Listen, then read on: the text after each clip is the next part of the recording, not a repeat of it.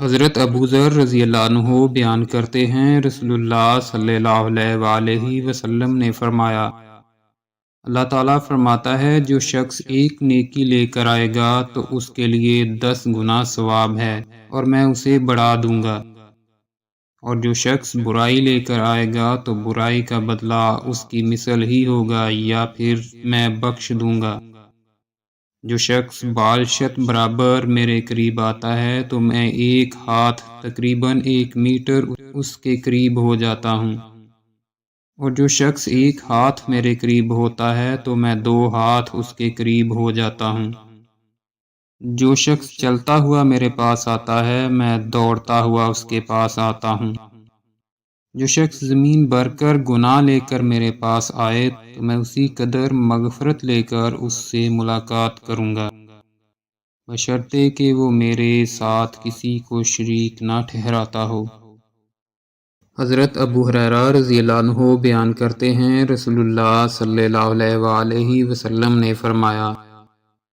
اللہ تعالیٰ نے فرمایا جو شخص میرے کسی پسندیدہ شخص سے دشمنی رکھے تو میرا اس سے اعلان جنگ ہے، اور میرا بندہ جن جن عبادات کے ذریعے میرا قرب حاصل کرتا ہے ان میں سے وہ عبادت مجھے بہت محبوب ہے جو میں نے اس پر فرض کی ہے۔ میرا بندہ نوافل کے ذریعے میرا قرب حاصل کرتا رہتا ہے حتیٰ کہ میں اس سے محبت کرنے لگتا ہوں۔ جب میں اس سے محبت کرتا ہوں تو میں اس کا کان بن جاتا ہوں جس سے وہ سنتا ہے،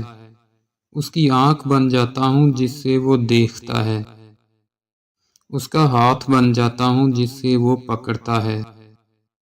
اس کا پاؤں بن جاتا ہوں جس سے وہ چلتا ہے، اور اگر وہ مجھ سے کوئی چیز مانگتا ہے تو میں اسے عطا کر دیتا ہوں۔ اگر وہ مجھ سے پناہ طلب کرتا ہے تو میں اسے پناہ دے دیتا ہوں۔ میں نے جو کام کرنا ہوتا ہے اس کے کرنے میں مجھے کبھی اتنا تردد نہیں ہوتا جتنا کسی مومن کی جان قبض کرتے وقت ہوتا ہے۔ وہ موت کو ناگوار جانتا ہے اور میں اس کی ایذا کو ناگوار جانتا ہوں، حالانکہ وہ موت تو اسے ضرور آنی ہے۔